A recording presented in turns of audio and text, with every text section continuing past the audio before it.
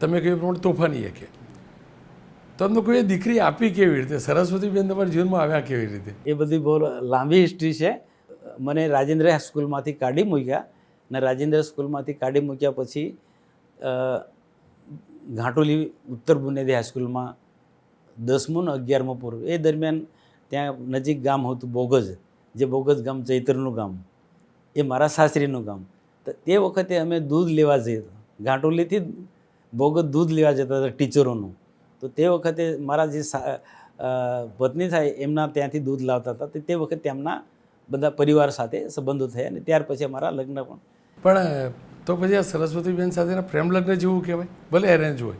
ના, એટલે પછી તો શું છે, બધાના સંમતિથી જ લગ્ન થયા. એટલે વડીલો પહેલ કરેલ કે મનસુખભાઈએ કીધેલું? ના, લોકોમાં વાત મૂકી એમને, મારા પરિવારજનોએ. અને તે વખત શું છે, એમના એ સુખી કુટુંબ, મારા સાસરીવાળા એ વખતે જમીન પણ વધારે, મારા સસરા ટીચર પણ હતા અને હું ગરીબ પરિવારનો એટલે એગ્રી નહોતા થતા કે આવા ગરીબ પરિવારમાં આપણી દીકરીને કઈ રીતના આપવાની.